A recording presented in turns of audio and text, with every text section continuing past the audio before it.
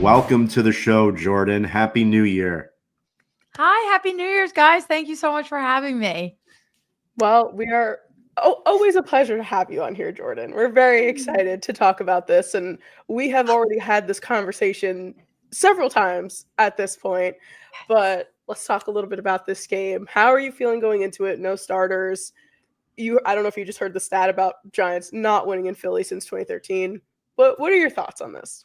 I mean, this is the first time in a very long time where I get to go into an Eagles game and just not care because no matter what, we're locked into the 2 seed. Obviously I want the Eagles to win at all costs, but like this is the first game where it's just like, it doesn't mean much. And that's unfortunate because I was hoping that it meant a lot in terms of the Saquon Barkley rushing record. So I was even thinking about going to the game if I found out he was playing, just because I was like, I want to be there. I want to witness it. But yeah, the decision was made. So now we go in and see if the Giants want to go for another win and mess up the draft order a little bit. But yeah, it's going to be a weird game. I know that, Jordyn and I have spoken about this, but Tom, I actually haven't heard your thoughts specifically on Saquon Barkley getting sat. So what are your thoughts on this? Because Jordyn and I agree. It's the correct move from a longevity standpoint, because the last thing you want to see him do is, okay, he might break this record today. But at what expense? Would you rather win a championship or have Saquon beat? Because I feel like if the Eagles weren't playing the Giants, Jordyn, you probably wouldn't care about this as much. I mean, correct me if I'm wrong. That's how I see it. I don't think so. No? I think it adds a whole nother level to it just because, like, it's very poetic in the way it ended. But I think either way, I would want him to go for it. But I agree with what you said as well. Like from a GM standpoint, from a coach standpoint, if it was any other situation, it would be a no-brainer. He wouldn't play this game. So I get it. It just stinks because I thought he deserved it after this season. Well, true. If I'm an Eagles fan, I'm like, oh yeah, go get it. Go. Yes. Yeah, like Mara's going to be there. Have him sit there and watch this, and make him lose more sleep at night. Like, damn. Yeah, absolutely. Oh, did you guys see the ad? There was a Saquon ad that was like, are you losing sleep? And I went, I did. I refused to like it, but I don't blame you. I don't blame you for a single second. It should be Joe Shane, not John Mara, though. I mean, we saw how John Mara felt about it. There's nothing he could do about it. Yeah. So I feel bad for Mara. Not so much for Joe, though. I know that I'm looking on our script right now. Tom, you put a link in here about Saquon Barkley's family not being too happy about this. So that's pretty interesting. Have you seen anything like, are there any videos or anything of that? So I believe the reporter's name is Devin Caney. Oh, yeah. Devin Caney. Devin. Okay. So he goes, it was an opportunity to imprint my name in football history. Might not ever get an opportunity like that again. But at the end of the day, I don't care for putting the team at risk. I told my family probably wanted a little bit more than me. I mean, yeah, because the family is more fans than, he's looking at it from a different perspective. He wants to get it, but he's closer to Sirianni than we are. He knows, I mean, he's probably the adult of the two, but, it is, I think it's the right call. It sucks, but especially with no Dexter. With no Dexter Lawrence either. Yeah, run all over. Yeah, I think Nick Sirianni, too, is playing it really safe because last season we did play starters in a meaningless game, and then we lost AJ, and we didn't have AJ for our playoff game, and we lost. And so which again, like any other situation, no record on the line, Saquon Barkley, no question. I'm like, do not let him touch that field. But yeah, Tom, this was a point that Sam and I brought up on our show last night. It was kind of alluding to what you were saying. Like, because it's a Giants-Eagles matchup, we were saying, like, obviously the Giants can't go out there and just let him go. Like, that's not how it works. But do you think the guys would not go as hard against him on the Giants, or do you think that would make them vice versa go more intense and they're like, no, you're not doing this to us? Well, not to take a step back for a moment, and I'll definitely answer that, but the week 7 game, whatever it was, didn't he sit himself so that he didn't break the whatever single game record against the Giants? So I don't know. I had a feeling that tough. maybe the I players, agree, though. the Giants don't hate, the players don't hate Saquon. No, they love each other. Yeah, so it's like that's kind of the argument that Jordyn and I were talking about on Unsolicited was like, maybe they would kind of open it up and be like, yeah, get an extra yard or 2 here or there just to kind of, work your way down the field. Getting calls from Daniel Jones, be like, hey, this is what you got to do. Or Jack Stoll. I mean, we'll get into that later. But I think that was an idiotic move by Howie. That's just we'll get to that, though. The Jack Stoll move when they had 7 corners, but they got rid of the 3rd tight end when Mailata was coming back, and they left them, I don't know, with just Calcaterra and Goddard, and now Uzomah's back on IR. Yeah. Goddard's banged up. Well, you have an injury-prone tight end, and you just 3 tight end. You need 3 tight ends if you're on the Eagles. That's just Jordyn. That's the way I view it. I thought that was a silly move, but again, I'm also biased. I love tight ends. No, it's such like a crappy hindsight feeling too, because obviously Zach Ertz was so monumental for us and such a big part of our team. Yeah. And in the moment when we I can't remember if we traded him or if he was a free agent and signed somewhere else, but when he left, it was so heartbreaking, but you were like, this is the right thing because we have Goddard. And it's like now in hindsight, it's like we easily could have and should have kept Ertz. Like he's still playing strong. Obviously, he's not a tight end 1. He's hurt right now, but he had a pretty impressive season. I'm like, we could have used some of that. But yeah, no, it's tough. I don't think I even knew CJ Uzomah was on the Eagles. Yes, that's what I literally said. I was like, he was a big part of the Bengals, and he's like silent for us. He was on the Jets. I don't think he did a single thing. No. I don't even remember him on the Jets. He was on the Jets last year or 2 years ago. Wasn't he on the Bengals? Was that not last season? That was the first team he was on. Okay. And then he went to the Jets, and I was like, wow, he's going to do great things. And then literally he's like falling off a cliff. So I didn't even know he was on the Eagles. Yeah. Yeah, he is, but he's been hurt. Well, to get into I would die. Jordyn just loves the Ravens players as well. I do. So. That'd be like perfect. It'd be a mesh. To get into some of our questions here, Tom, I'll go into the Sirianni conversation again since we were talking about sitting Saquon. But, and Jordyn, my feelings about Nick Sirianni. I'm not a fan. But based on the past and then also how this season has gone, do you think like he actually has this like coaching longevity with the Eagles, or do you think that maybe the time might be ending? Or I guess it depends on the postseason, but what are your thoughts on like how long he's going to be with this team? So low key, that's an incredible question because earlier this season, I was like, I think it's dead. Like we took a chance on him. We had some fun. We saw some really exciting things, but it just didn't seem to be clicking anymore. But right now, with the way things are vibing and the way things are going, I could see him being here for a long time.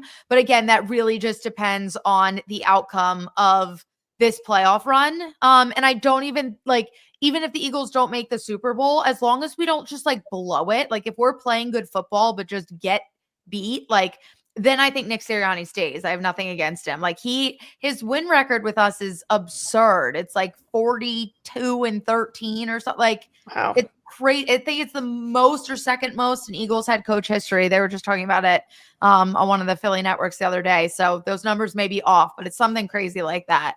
So yeah, he's putting up impressive numbers, but he's a quirky guy and he does some weird things.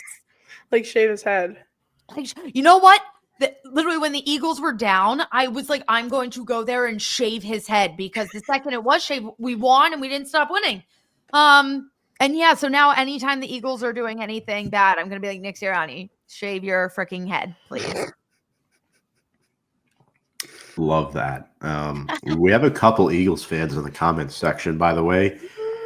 D-Bake, it's the right call to sit him, especially if no starters play. The call was made when Nick instantly took him out after the run that put him over 2K.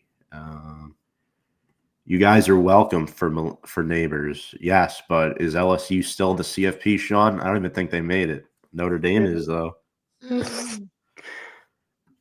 I got to have something. Regret letting go of Ertz. Yeah. Fly, Eagles, fly.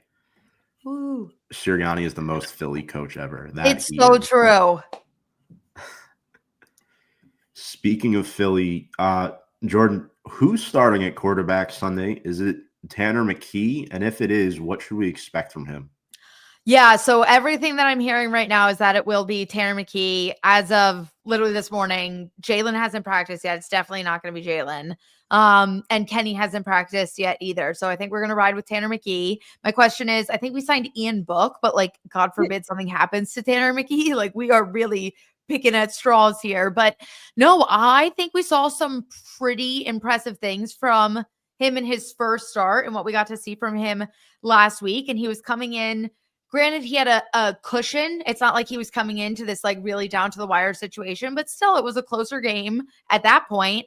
Anything could have happened. And he really held his own. He had 2 passing touchdowns to Devontae and AJ.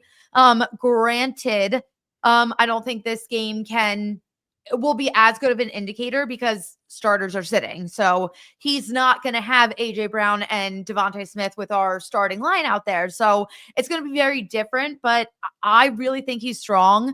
I was actually shocked earlier this season that he wasn't QB2. I would have picked him over Kenny Pickett any day. Wow. So kind of seeing, granted, not taking anything away from Kenny Pickett last week because he also kind of figured it out and held us up. But yeah, I think Tanner McKee is good. Tanner McKee is insane how well he did last week rather. But yeah, I think you're right. I think it's definitely going to see, like, if I don't even know who your like depth chart wide receivers are, but I literally think it's Ian Book. No, like your wide receivers. Oh, wide receivers. Yeah. It's I mean, maybe Jahan Dotson. Well, we see a Jahan Dotson legacy game. Oh my gosh. That's too funny. Also, Ian Book. Like, what a name. I have not heard that name in years, I feel like. Yeah. And we had him before, and then we got rid of him. He's got a ring with the Chiefs. Wow. Good Practice for him. squad. Pop off, Ian Book. Good for him. Ian Book, our Super Bowl winning 4th string quarterback. Love that. Well, let's talk about your tight ends again. And I hate to say it, but I really like Calcaterra. I don't know if it's the vowel at the end of the name or what. It's just that works for me. But obviously he stepped in and has done some amazing things for you guys on offense. Mm-hmm. So what makes him so great? And like, if it's just clicking into the offense or whatever. Yeah, I think he's just been so reliable, and like, he shows up. He's not having these massive games, but if you're throwing to him in a big play, like, he's going to get it done, which, like, that's what we need. And that's, for being fully honest, what Dallas Goedert really hasn't been able to provide for us. And he's just kind of having these big bursts and having these moments. And I definitely hope he sticks around because I'm loving, especially the second half of the season. Every time, just like Calcaterra, like, he's just out there doing it. Yeah. So yeah, I want him to stay. And I have a lot of question marks about Goedert right now. Speaking of Goedert, not to build on that, but the 7 corner move, is there an emphasis on corners in the defense or DBs in general? Obviously, you drafted 2 with Coop and Q. So is there a higher emphasis on that position this year? Obviously, the Eagles have done a really good job limiting opposing ones throughout the season. Yeah, no, it was such a big hole for us last year. And it's like we had big names, but they're just older guys that weren't playing the way you kind of expected them to coming into the season. So I love that they went out and like got really risky with it and got these 2 young star guys. And I feel like they are really building it up. And I mean, it has been like a monumental part of our defense. Quinyon Mitchell is having this historic rookie season. And Cooper DeJean's absolutely unbelievable. They're just out there doing their things, which is very fun. But yeah, I definitely feel like they put a lot more emphasis on it this season. And I'm very, very grateful for it. I'm so interested to hear what you have to say about this because Oh, no. I know I know that you have been talking about, the Eagles postseason since the beginning of the season. Like you had really no doubt that you guys would be in the postseason this year, which good for you. I'm excited that you're happy about that. But like, what are you expecting from the Eagles in the playoffs? Like, genuinely, Delulu aside, like, are you like genuinely think that they're going to the Super Bowl this year? Yes. Yes. No, like I genuinely do. And like I think the Lions and the Vikings are very, very, very good football teams. I think whoever we have to play, whether it's the Bucks, whether it's the Commanders, like the road there is not going to be easy by any stretch of the imagination. But I said that coming into this season, I was like, we have to play the Bengals in Cincinnati. We have to play the Ravens in Baltimore. Halfway through the season, I was like, fuck, the Steelers are going to be a nightmare. Like there were all these games that I thought were going to be really difficult and they just did it. And like, they weren't always pretty, like they were close, but just like the whole time watching them, it's just like, wow, like they're going to do it. So like granted, we saw what happened last year in the playoffs. So do I think vibes could change for playoffs? Absolutely. It's the postseason. Literally anything can happen. But if they just keep playing the way they have been all season, I think they go to the Super Bowl and I think they win this. I don't think anyone could beat them if they just keep this up. And how about Zach Bond? The Saints failed to use him the right way, and now look at him. Every move he makes, I say pay him whatever he wants. Like literally blank massive check. Anything, I'll buy him a house. Like I don't want him going anywhere. And I remember when we signed him and I was like, oh, nice. Like, but I didn't expect much. And he's just been absolutely unstoppable. Insane. Absolutely. And Daniel says he expects them to be competitive with every team they play, win or lose. We know the Lions might get Montgomery back, so that could be a potential NFC championship game preview. Also, Minnesota, don't count them out. Oh my! No. I mean, do you listen to Kevin O'Connell's post-game locker room speeches ever? They're I actually inspiring. heard one for the first time last week, and I was like, damn. They're inspiring. Like he's a good young coach. Like he is a player's coach. They love him. Darnold, oh my God. I actually heard, and this was on Twitter, so I don't know how real this is, but there's conversation that the Vikings are just going to totally ride with Darnold and trade JJ. And I was like, whoa. I saw some things like people were just saying like in another universe that they would trade JJ McCarthy to the Giants. And I was like, I don't think that's going to happen, but it's worth the shot in the dark for that would be fire. The Twitter GMs. Yeah. I don't know. Who would you rather play in the first round? Would it be Green Bay?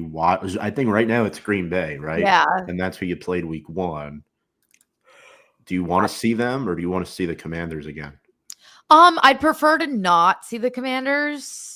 I don't think there's any world where we can avoid the Commanders and the Bucks. Right? Would they play each other?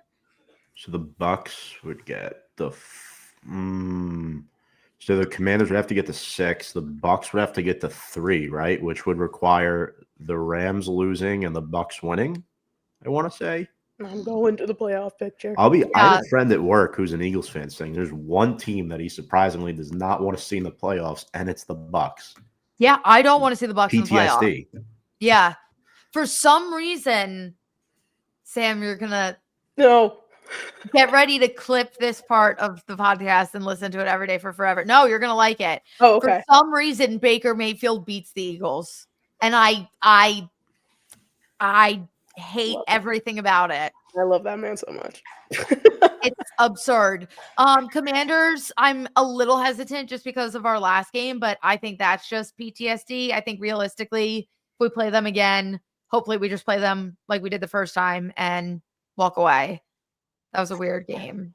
Yeah. No, Green Bay is ideal. Let's go. We would win a playoff game. That I feel confident about that. There are some other teams in there, though, that make me nervous. Mm-hmm. All right, so it would be Green Bay at Philly right now. Washington at LA. Sorry, I heard dogs licking water in the background. That's what that sound is. Fiance's dog. Vikings over Lions. Ooh, interesting. Vikings money line. That could be very interesting this week. It's tough to sweep divisional opponents. Not to segue, but I just saw that comment. I'm like, that is a thought in my mind. It's going to be a great game. It's going to be unreal. It's going to be a great game.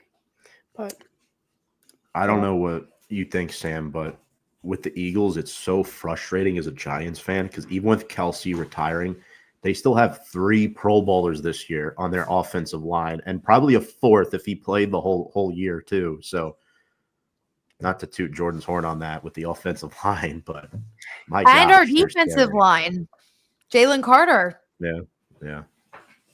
So it's like we lost Jason Kelsey and Fletcher Cox, but now Jalen Carter and Cam Jurgens are both Pro Bowlers. So it was just that next. I said this to Jordyn yesterday or last week or the week. I don't know. I'm losing track of time. I don't know where we are anymore. But I said to her at one point recently that I was like, I am not stupid enough to say that the Eagles are a bad football team because they're not. They are a very good football team and definitely goes against all my comments from the beginning of this season where I was like, the Eagles aren't going to the Super Bowl. No way.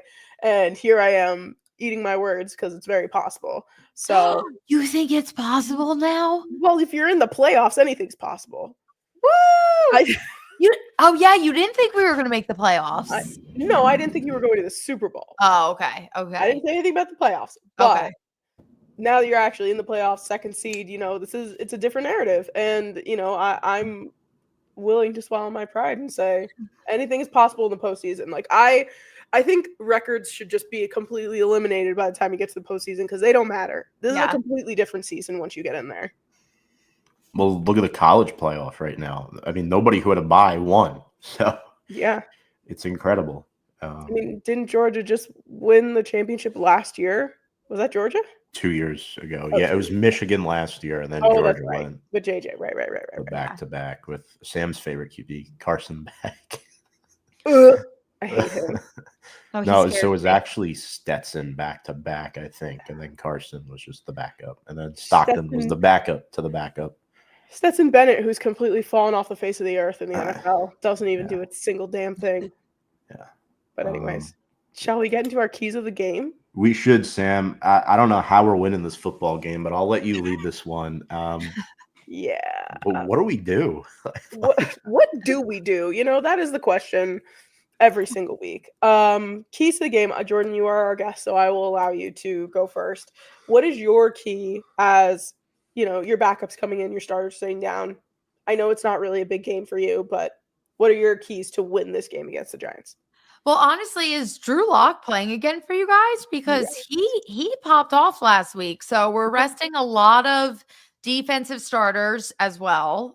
So I just think it's going to be that next man up mentality and kind of see how our depth actually is. And just watch those guys because, like, technically, are you guys playing to win? Would you say you're playing to lose, right? The team is not.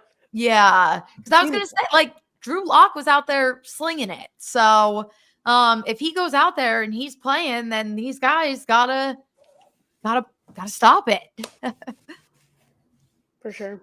It's like kind of like I was saying to Tom earlier, like I never want to root for my team to lose like that. It doesn't can't do it. It doesn't make sense in my brain to encourage the tank. But obviously, when you lose a game, you're like, okay, well, we're one step closer to that number 1 pick.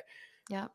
Like, if they win next week, am I going to be like, dang, like, not 100%. I'll be like, well, like, come on, let's think about this for a second. But at the same time, it's Drew Lock. Drew Lock is playing out there for himself, I believe, at this point. Like, he's playing out there for a job. We don't know if he's going to be on the Giants next year.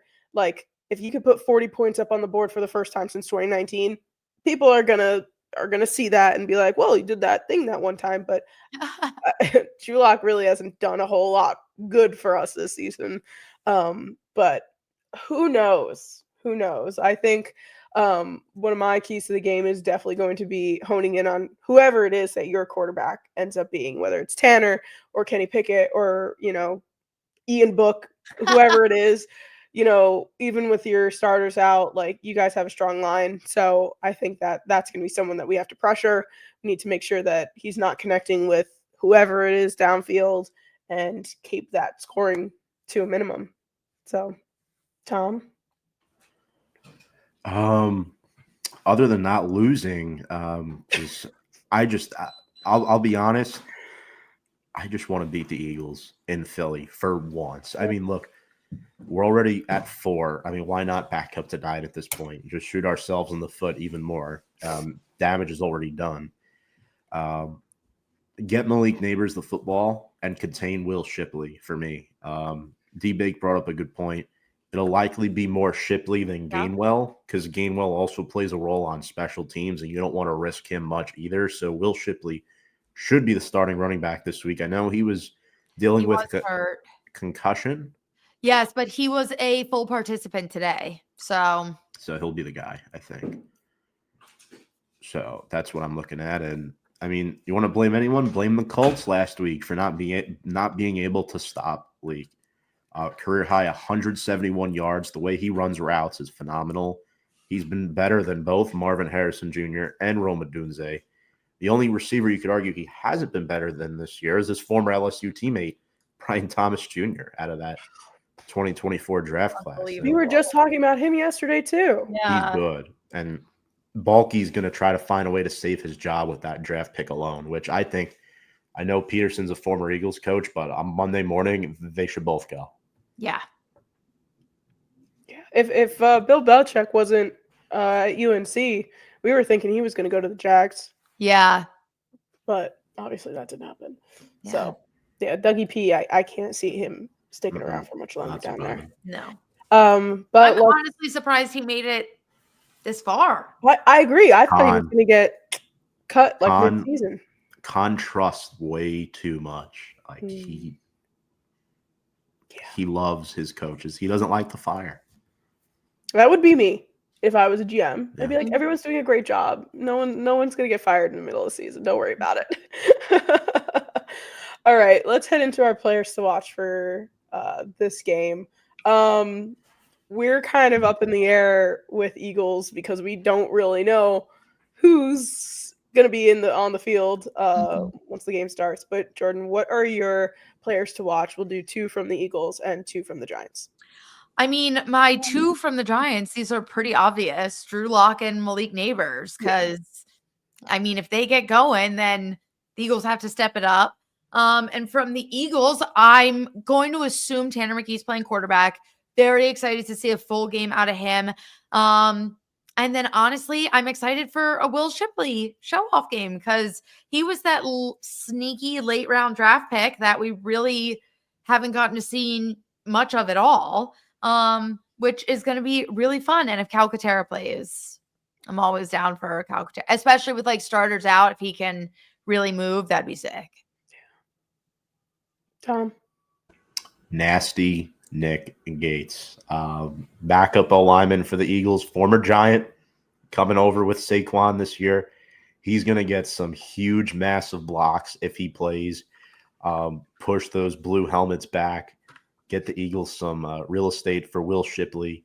He'll give Tanner McKee some good time in the pocket as well. He's definitely one of the better backup linemen in the NFL, despite being a healthy scratch a lot this season for Philly. He's been a huge underdog story. It's a miracle he's still in the NFL. So shout out to nasty Nick Gates. Might be a little homer bias there, but In all seriousness, I think for Philly, you have to look at Jeremiah Trotter Jr., who might get some reps this week. Playing in the shoes of his dad, Zach Bond, it would be smart for Philly to rest him. I think Trotter has some real potential in the NFL. I mean, Philly's they've developed players so well. I think Trotter could be a potential sideline to sideline guy, similar to how he was at Clemson, plus run defender. Good disguise blitzer too. You could see him confuse Drew Lock a little bit. So those are my two for Philadelphia. And then Damn, I like yours better than mine. What do you mean? Those were good answers. Oh. Tom goes, he digs deep to the bottom of the bag and gets those guys out of there every week. Yeah. I respect it. I was definitely going to say Grant Calcaterra as one of my Eagles to watch, just because we are notoriously known for not being able to cover tight ends. So there's a big, there's a big chance that he does pop off quite a bit.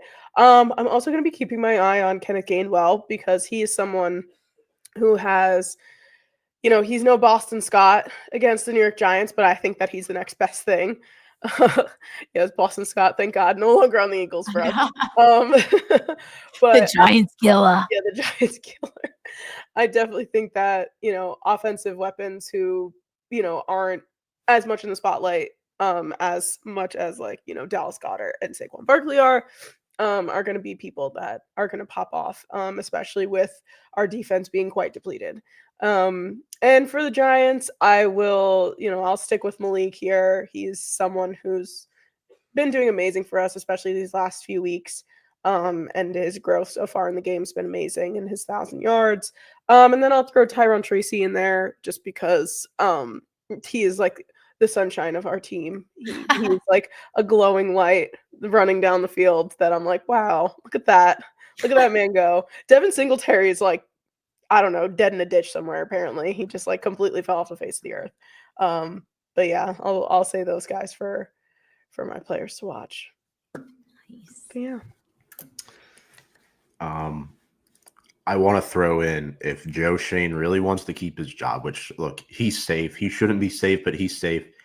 Evan Neal and Kayvon Thibodeau, your top 2 draft picks who have been lackluster at best through 3 years. I know Thibodeau had 11 sacks last year, but he's back down to 4 this year in just 11 games played. And Evan Neal's finally starting to look competent out there, Sam. I don't know about you. It shouldn't take 3 years for a 7th overall pick, first-round talent, to look like a competent NFL offensive lineman. You would think, but here we are. Yeah. That's where I'm at. And it sucks. It sucks. Don't tell me about one possession games. I mean, it's the same shit every year with this team.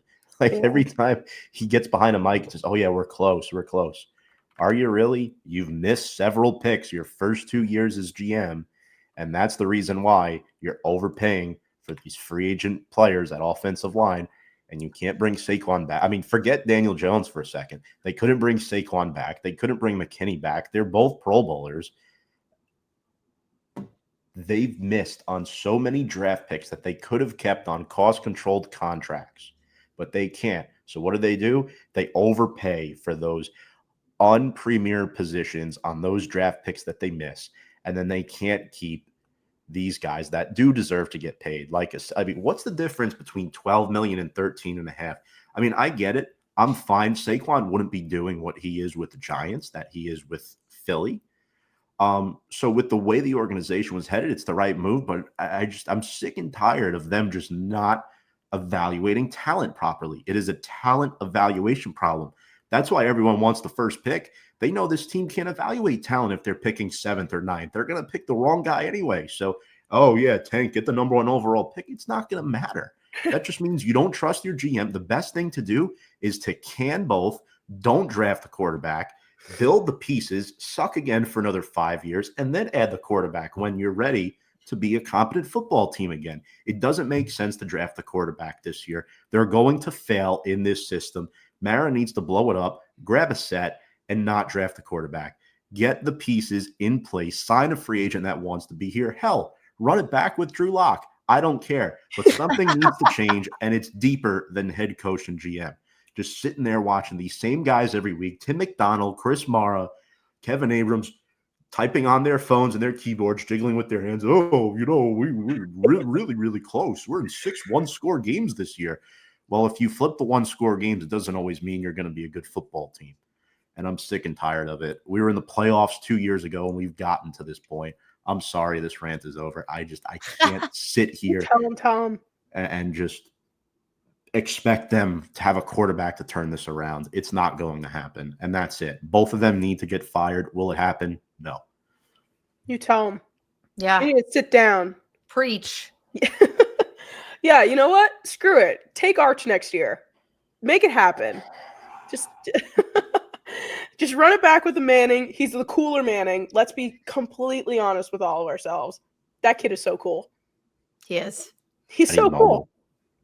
And he's mobile. Mannings don't run. Arch does. Because you know what? He came from Cooper and not from Peyton and Eli. Cooper would have been a superstar if he didn't hurt himself. Anyway, I think we should get into our game predictions before we log off here. So, Jordyn, as our guest, take us home. All right. So I have to pick. This is not. I was going to go like 41-24, but that seems really dramatic. Let's do like 34-21. Eagles. Yes. Yeah. Sorry. No, it was implied. Tom? Following that rant, surprise, I'm going the other way here. Giants win 24-21, winning in Philly for the first time in 12 years. And John Mara goes home asking himself, crap, what do I do now? I think Malik Nabers might be a problem for second and third stringers in all seriousness. I think McKee is going to play really, really well, but this is a toss-up type of game. I mean, you can't expect guys like Malik Nabers and Brian Burns and Kayvon Thibodeau to be playing to the level of backups. If they are, everyone needs to be fired tomorrow. I think the Giants sneak out here with this. I don't think I'm as optimistic about this, especially after dominating the Colts so hard last week. And it's like, it's really hard for us to do that back-to-back weeks. I won't speak ill of Drew Lock, because he did do well last week, but I just can't see, even with the Eagles starters sitting out, I just don't think it's going to be a bit of a hostile environment for sure down at the Linc. They are ruthless over there. I definitely think it's going to just kind of push that atmosphere out there. And I think that the Giants are going to lose, unfortunately.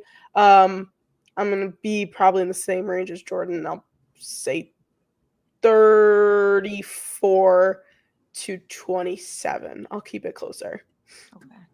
Love it. We can't go with the clean sweep. Otherwise, the Giants will win. Or the team. If I go with Philly, Tom letting it loose.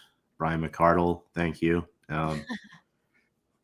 Appreciate you, buddy. Jordyn, we appreciate you for coming on, spending time out of your Thursday night. I know it's been a wacky week with the new year, dealing with two people dealing with some laryngitis type stuff tonight, but where can people find the Unsolicited podcast and the rest of your content? Yes. Well, thank you guys so much for having me on. Going to be a good game this weekend, no matter what. You can find the Unsolicited at @theunsolicited_podcast on TikTok and Instagram. You can find us on Twitter at Sam and Jordyn. We are on YouTube for our video people. The Unsolicited podcast. And we're also available wherever you get your audio podcasts. Then you can follow all my socials at the Sporty Jordy. And go Birds. Jordyn does that at the end of all of our episodes. So I know. I was like, I didn't have our little cheat in the corner. So I was like, am I going to be able to remember it? But it was right here. You got it. We'll definitely put links in the description for those who want to catch. And I believe your latest episode this week is up, correct? So yes, went up today. We'll be looking forward to catching that. Let 26 get his yard. Thank you, Stanford. That's one great way to go out. Sam, I any agree. final thoughts? Any parting words? I'll just say that I've had this giant sweater for many, many months, and I've never worn it before. So that's the state that we're in. Even though it's very cute, it's a vintage Giants sweater from Aaron Andrews' line. So that's where my mind's at. Not really all into representing this team right now, unfortunately. So I just want to see good football. I just want to see a good game. Whether or not we win or lose at this point, it's out of our hands. Whatever they decide that they're going to do on a Sunday. But yeah, hopefully it's not just like awful. That's all I ask. Absolutely. Thank you all, folks, so much for watching tonight. This has been a lot of fun. Eagles are probably going to win, but we'll keep the faith, keep the hope. If you want to check us out and more of our content, we're at Big Blue Avenue on Instagram, Twitter, and YouTube, where we'll have up-to-date content throughout the course of the week. I know we hit that 9 o'clock whistle, Sam, so going to go in and watch some Ole Miss Duke here tonight. Appreciate you all for tuning in. A very happy new year. On behalf of Jordyn, Sam, I'm Tom, and without further ado, let's go Big Blue.